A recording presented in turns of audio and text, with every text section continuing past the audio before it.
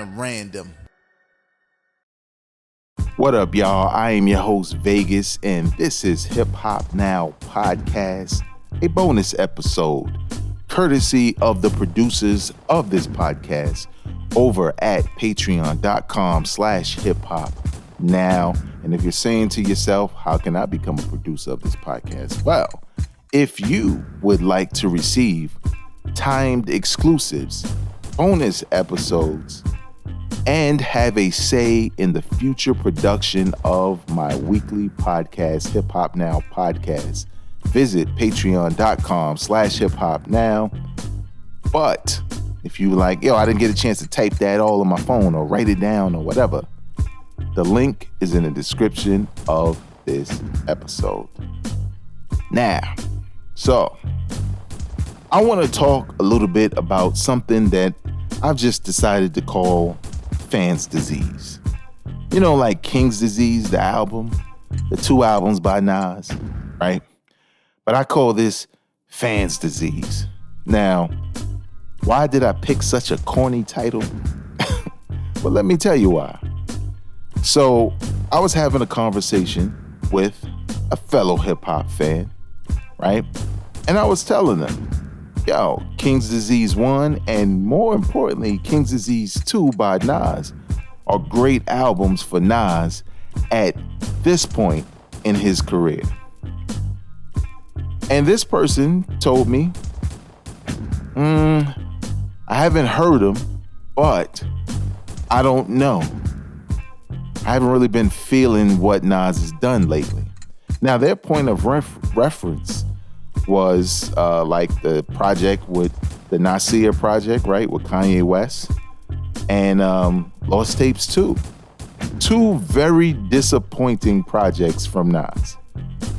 So I tried to convince them that no. If you liked Life is Good, you'd like King's Disease 1 and 2.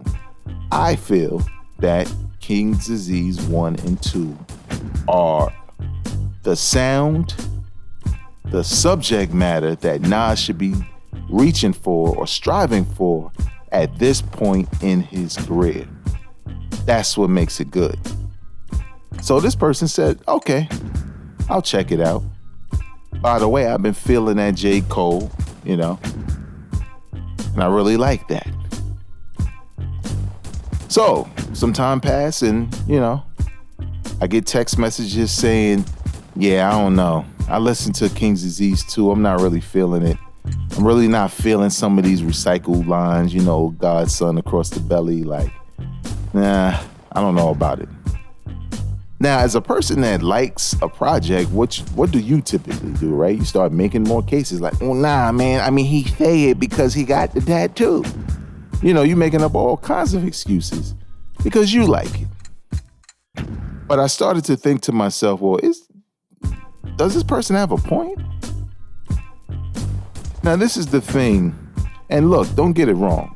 Me saying Fans Disease is not a derogatory term towards any hip hop fan who doesn't like what I like. It's just more to say that what I said to this person was, I think I know why you don't really like it. Right? Like, I'm going to tell them why I think I know. You said what you like, but I know what you like. Like, you know what I'm saying? I didn't want to feel like I was telling them what they like, because they know what they like. But I was trying to figure out, this music's good. How could you not like it? And then it dawned on me, well, if you were a fan of Nas for many years, you were accustomed to a specific flow from Nas that he does not do today at all. Most Nas fans from back in the day would describe his flow and the way he displayed his lyricism, right? His style, his wordplay, not necessarily the wordplay. Well, yeah, it's somewhat the wordplay, I should say, but the way his delivery, let me put it that way. The way he delivered his rhymes is not the same as it was on Illmatic, when he was Nas Escobar, even when he was Stillmatic and Godson and all that. It kind of started to change over time. The difference is early Nas, you had to hit rewind.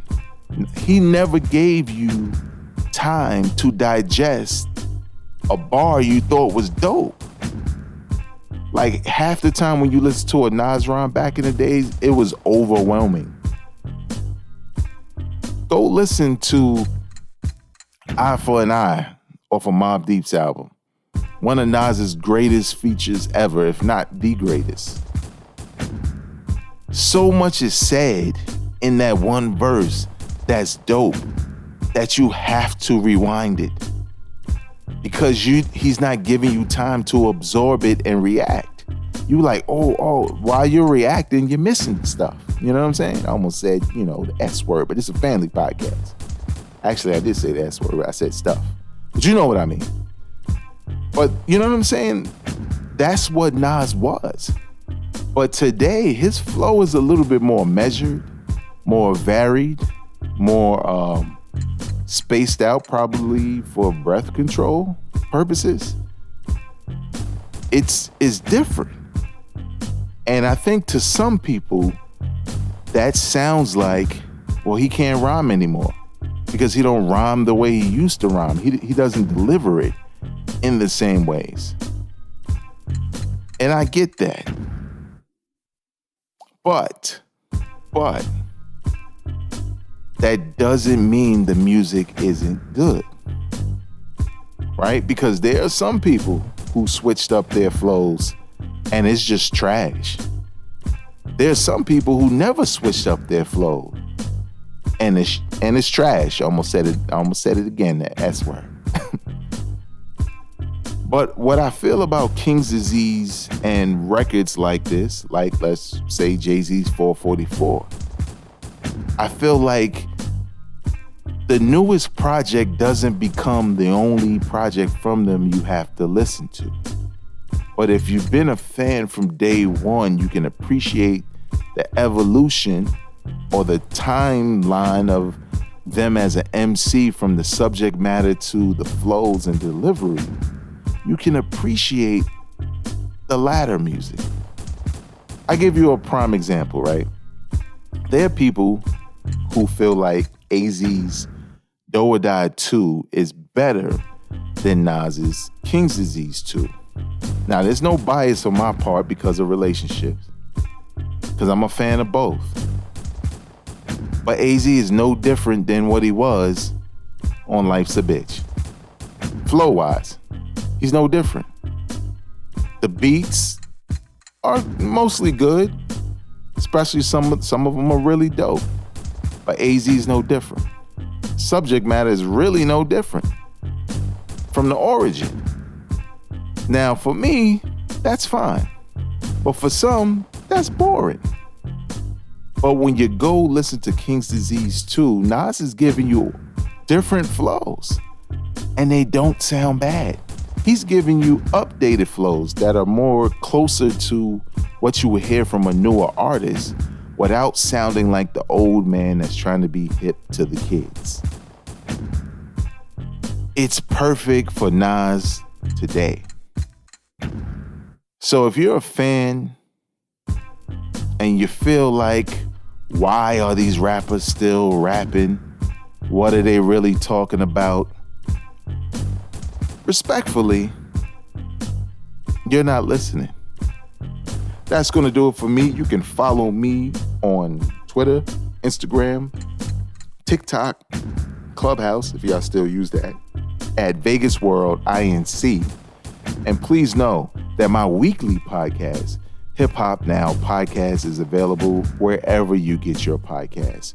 All you have to do is type those words, Hip Hop Now Podcast, in the search bar of your favorite podcasting app. Hit that subscribe button, hit that like button, review, if you will. And most importantly, share it with people you know enjoy this kind of content. Until next time, y'all, I am not a critic. I'm a fan. Peace. drop it on the random.